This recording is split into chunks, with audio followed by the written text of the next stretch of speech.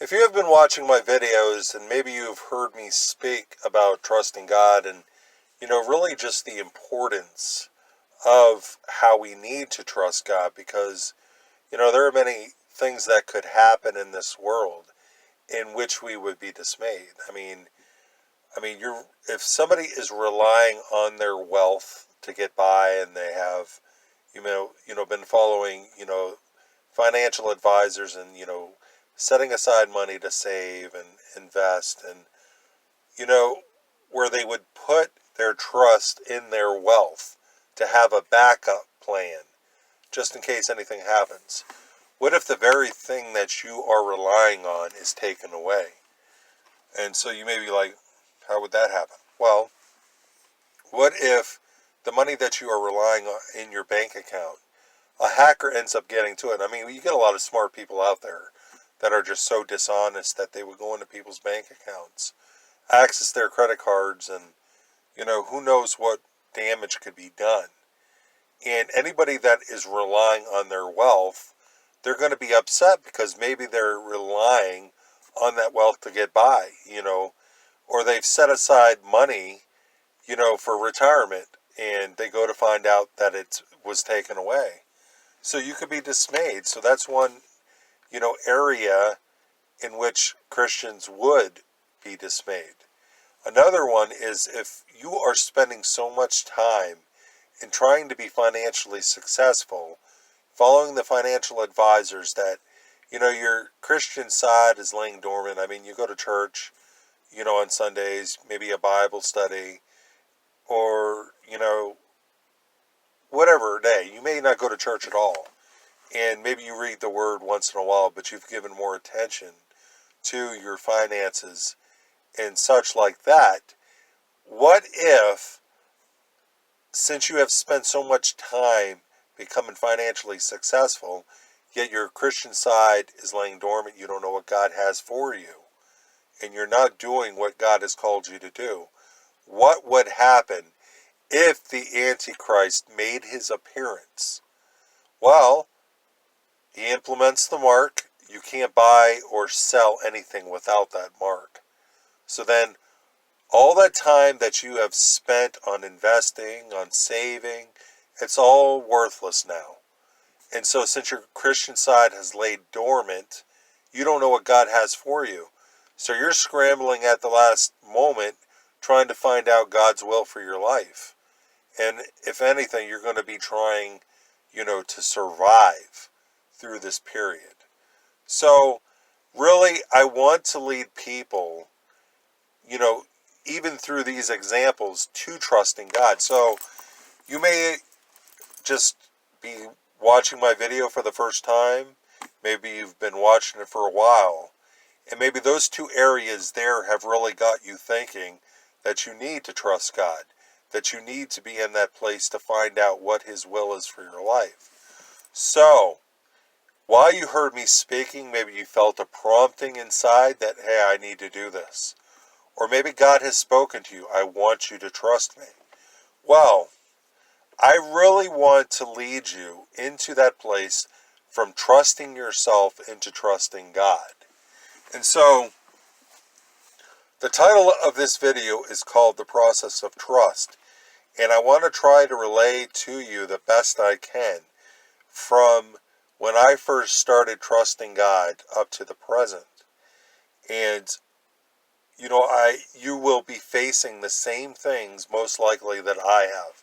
You will be feeling the same things. And, really, I want to move you from that place of, instead of relying on yourself, that you would start relying on God, that you would start hearing God's voice, and that you would find out His will for your life. So, with trusting people, it's a hard thing. Because we learned in this world that we need to trust ourselves. And we've learned that from, people that we couldn't trust. Maybe they promised that they would do something. We put our reliance on that promise. So that promise is broken because they didn't come through. So they were like, I can't trust anybody. I'm going to trust myself. And so we tend to put that face on God. If God is prompting you to trust him, you would be like, no way. I can't trust God. I can't, give all my money away to the poor and, rely on him. I can't do that because, what am I going to do about rent? What am I going to do about food and all this? So this is the beginning worries of trust that I want to really show you that you can rely on him. So, question, do you know God or not? So, if you don't know God, you may be new to this video. I would suggest that you go to video 00, start there, because like many of my videos, it's like building blocks of not only knowing God, but also trusting him. So I would ask, maybe you can just end this video right now, go to the beginnings of my videos so that you can get a better understanding of what I'm going to be talking about, because more or less this is for anybody that has watched my videos and they feel a prompting of trusting God. In many videos I speak about, just really deep things that a lot of Christians don't talk about. I really work on exposing, what a lot of Christians do trust in. And, so I want to give you kind of a foundation. So I would ask that, you stop this video, go to video 00 and work up. So anybody that's been watching my videos for some time, I'm going to pose this question to you again. Do you know God or not? So you may say, yes, I do know him. You may read the word, you may pray, but you never have relied on him. If anything, you've learned from the world that you got to rely on yourself. You've learned those cliches. If you do your part, God will do his. If, God helps those who help themselves. So those two cliches were ingrained in you from this world, and you've learned that, maybe that God sides with those that are financially successful. And so those financially successful people will tell you that you can't rely on God. God wants you to do it yourself. So you listen to them and you've gone it alone. Well, I'm exposing that in these videos. I'm showing you that, these financial advisors that are telling you that God will not help you, they are wrong. So I'm exposing them, and I really want you to get to that place to where you're trusting God and not yourself. So your focus as a Christian has been on this world and on the world's ways of doing things. Well, you've learned, to get a good education, to get a good paying job. You've learned to set aside money, for retirement. You've learned to set aside money for contingencies, in case, you don't get a paycheck or something like that. You've learned in this world that's a smart thing to do. So you've grown accustomed to the way the world does things, but you have not grown accustomed to who God is and what God can do. So you may have felt a prompting, in my videos that you need to trust God. Maybe you haven't trusted him yet. Maybe you've been working on getting to that place of doing so. So I really want to encourage you that, you need to heed, God's voice and his prompting, because I don't want you to be at that place to where you're going to be dismayed if you're not listening to him. So if you felt a prompting of trusting God, then do so. God may have told you to trust. So what now, since God has told you? Well, he wants you to start your own faith walk. And in order to do so, you must believe God's words are true. And that is the foundation of trust. And you need to be able to grab a hold of God's words in times of pressure.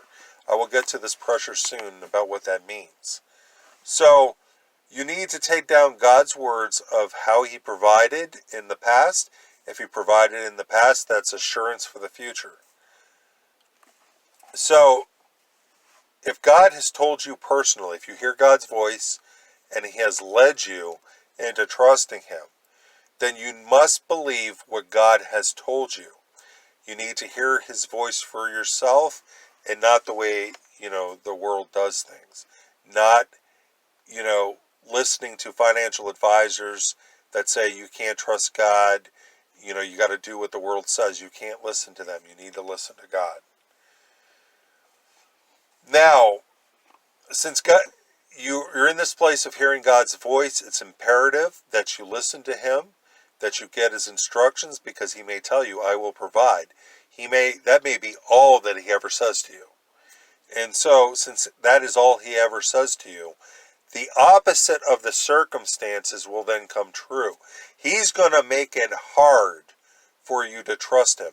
And the enemy is going to work on you big time to try to move you from that place of trust into trusting yourself again. So God is allowing the enemy to test your faith to see if you're going to continue walking with Him. So you got to believe what God said.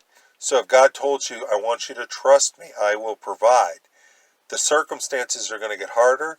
Maybe you're going to face the deadline of a mortgage or a bill and all that. And that is going to try to move you off of faith and to take care of it by yourself. The Adamic mindset is going to work, overtime to try to get you to do something. I've been in that place myself where this has happened.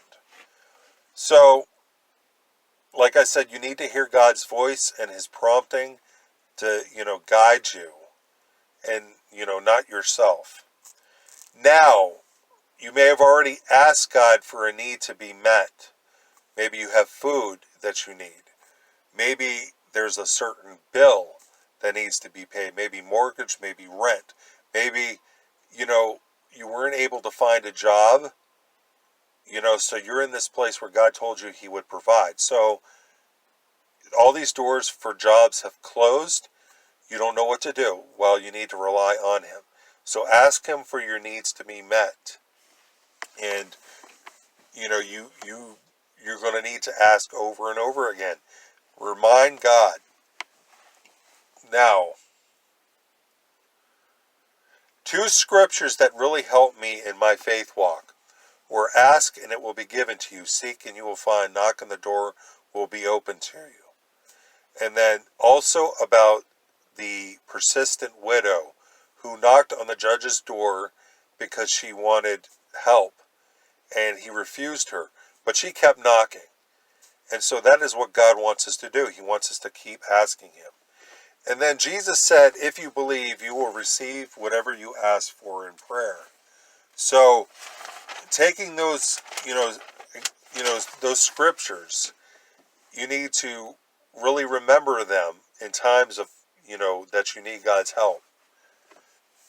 Now, what helped me in my faith walk, not only did it help me in my first book, Who Is Your Provider, with, gathering scriptures together of trusting God and depending on Him.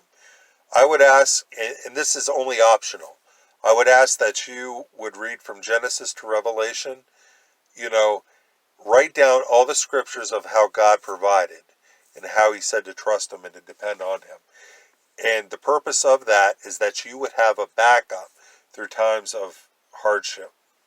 When God's not answering yet, and you have a deadline, due of a bill or a need. Well, you need to keep asking God, remembering scripture, remembering to ask God that you need His provision. Now, take down examples, like I said, of God providing so that you can refer back to them in times of pressure. Now, the pressure that I spoke of is, let's say you have a deadline of a bill that is due. It could be the 17th, and, the rent is due on the 1st. Well, God's provision hasn't come yet for it. So you need to keep asking God. Meanwhile, you have this pressure of the bill. You haven't trusted God before, so you're feeling the weight of that circumstance on your shoulder. But keep asking God. And keep listening to Him, getting His guidance. If God told you that He will provide, He will do so.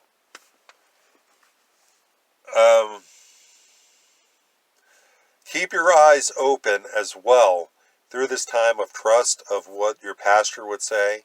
Keep your ears open of conversations around you, of trusting God, because somebody may say something and you'll know without a doubt that what they're saying applies to your situation, that God will come through. So keep your eyes open to, you know, that He will provide, and those confirmations that He will. Like a good example was when I was walking in faith for an apartment. God told me months prior to start packing, and I did that. And so I was taking down all these confirmations, you know, in times of pressure, so that I can, remind God that, hey, God, why would you, give me these confirmations and not come through? So I had a fear of trusting God because I never did it before. So once He started providing little things, I started to trust more and more. When the apartment situation came, then, those small areas of trust prepare me for the apartment. And so when I was walking in faith for the apartment, God gave a friend at church a dream of me coming out of the new place and into, my car. So why would God give me that, that brother, that dream to share with me if He wasn't going to provide? But He did provide. So, that was confirmation to let me know that I was on the right track with God and that I was following Him and not myself. So, like, examples like that, keep your eyes, open to what you'll see, and keep your ears open to what you'll hear. Now, you need to remember that we don't hold God to any kind of expectations. He'll provide when He wants to, and He has a reason for it, like like everything. So, in God's timing, you're going to face that pressure because you never trusted Him before. And so, once He starts coming through, then that pressure will leave. So, question, what you're standing in faith for, is it a luxury or a need? And I've said that in past videos, that maybe you're standing in faith for a bill. Well, it depends on what God says to you. If God said He would provide, then stand in faith for that. But if He hasn't said anything to you that He would provide, ask Him for it. But if it is a luxury, I don't know. I mean, I can't say that God's not going to come through. He may come through. But I know for me, with a storage, he came through months, you know, for a few months, and then all of a sudden, He didn't come through. And so I lost all the stuff in the storage. And even though that bothered me at that time, I sought God's guidance. And, He taught me that I didn't need that stuff at all, that He could bless me with better. So whatever you're standing possibly in faith for, it's important to hear God's instructions. If He said He's going to provide, then continue to walk in faith for that. If He doesn't say anything, then, ask Him for it. But if He doesn't come through, don't get dismayed. Maybe it's a luxury that God doesn't want you to have. And remember, it depends on if you are stewarding it for God or not. If you're not stewarding it for God, then you're going it alone. You've walked in the Adamic mindset, and that is something that God really needs to change, to where you start trusting Him and not in yourself. Now, if you're stewarding it for God, then God gives and God takes away. So you can't look at it as if, God has failed you, because He didn't. It is His stuff.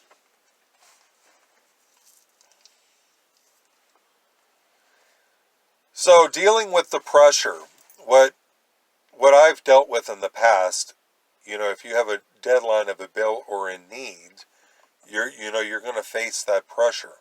So through this time, you need to stand on Scripture, recite to God exactly what He's told you, recite to Him examples in Scripture of how He's provided. Keep asking God and recounting Scripture. You don't ever stop asking God for it. But you always want to remember that when you're asking God, you want to believe as though you have received it.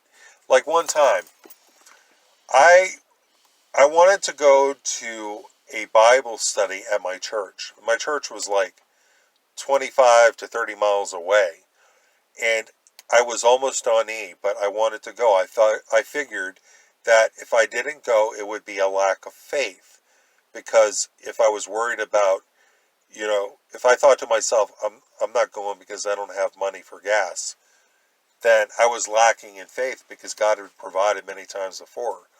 So I decided to go, and I sat next to a brother at the Bible study, and he prompted me that God told me to give this to you. Now, on the car, on the way there, I asked God for his provision, remembering not to doubt, but to believe that I have already received his provision. And I got to church, and I received the provision for the gas. So, likewise, you want to remember to do that same thing. Now, through the time of, asking God, write down what you're hearing from him.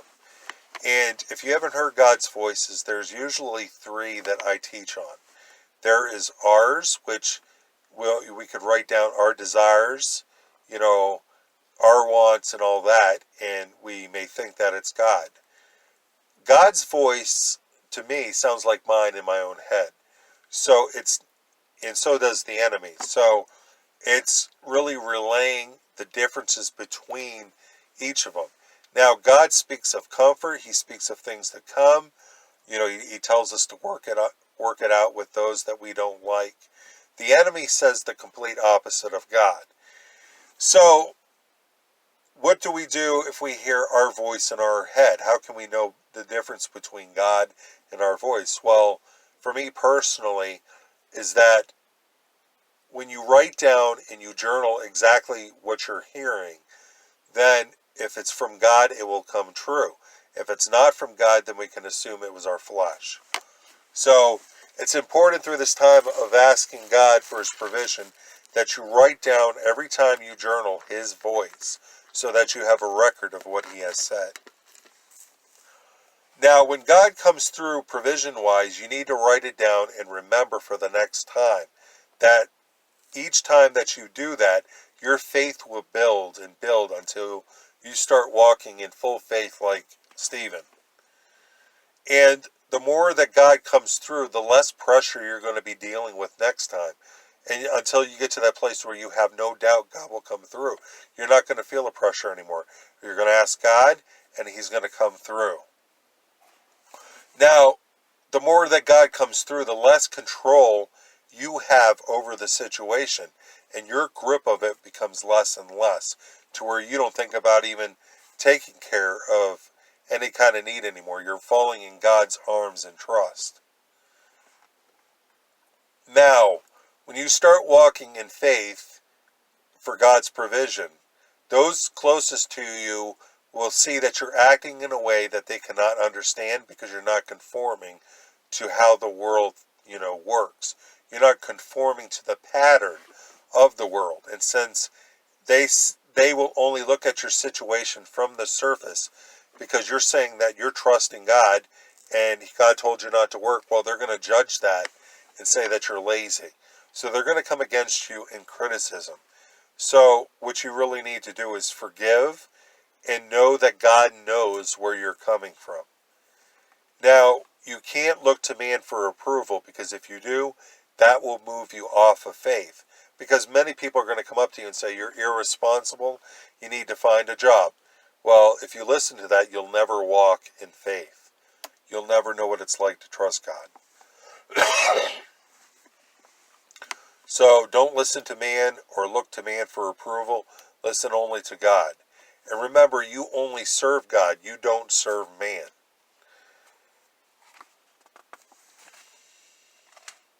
So I'm heading to the last section before I close on this video. And this is when God has come through.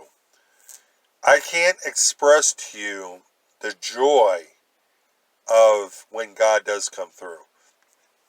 And, when he first provided for my, I think it was my car insurance, it was my first time walking in faith. I asked God for his provision. And so this is what I mean about placing expectations on God. And it's something that we can't do. Now, God provided through a family member for my insurance. This was my first faith walk. And I was looking for a huge, amazing thing like a check in the mail or something like that. And I realized I was holding God to an expectation like Naaman the Syrian. And so God taught me that he can provide through the simplest of ways and even through family member.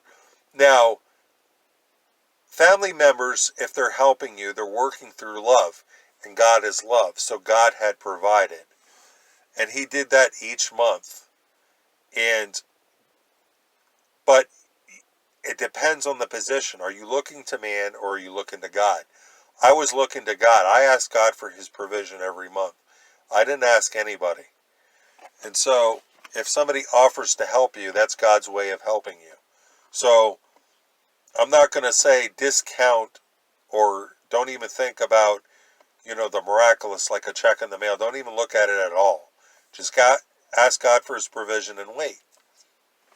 So once he comes through, you're going to be amazed about how he did. And,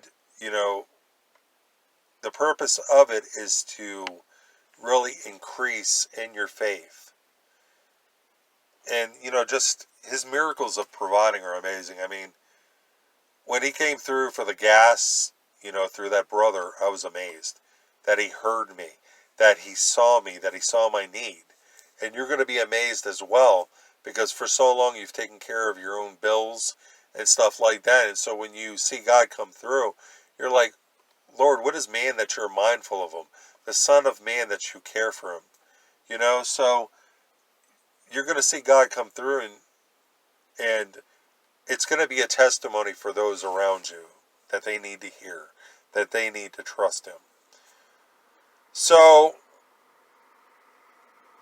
the more that God comes through, you'll trust him like never before. And it's something that you've never ever experienced. But once he comes through, then, your grip of the situation will become less and less until you start trusting God fully. And it will be a testimony to those around you. But like I said, you're going to face criticism. You're going to face judgment from fellow Christians, who are operating according to the ways of the world. And so, in my faith walk, I had to endure so much criticism from fellow brothers and sisters. Those closest to me were criticizing me, telling me I needed to get a job.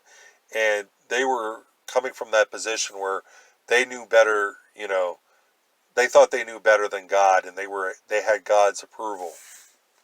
I recall one time where I was in a rest from God. My faith walk started, and this lady says to my mother that my meaning of rest is wrong.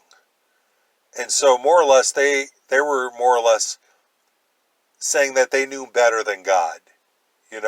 God gave me the instructions about what I needed to do. And for them to have, just that gall of saying that I wasn't hearing God wrong. We're all supposed to be hearing God for ourselves, and, it depends on pride. Are we walking in pride or are we walking in humility? Do we really desire to hear God's words? Well, if we really desire to hear God's words and that we don't have pride attached to our hearts, then we're going to hear God's words. And we need to be guided by God, each of us individually. So for that lady to say that, this was somebody that has taught their kids, it's all about financial success. So they have taken that standpoint at that time, and judged me according to the way the world does things and the way that it operates. And my question is, have they ever trusted God themselves? And so I had friends closest to me that told me that I needed to work, that, I was being disobedient to God, that God wasn't going to come through. Well, God came through. And even one brother, he knew of how God provided.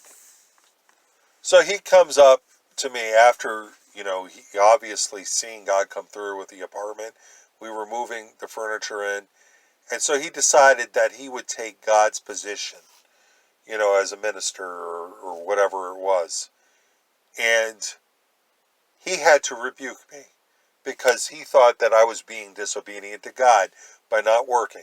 So he went and told me that I was being disobedient, that I was being lazy, and I refused to work.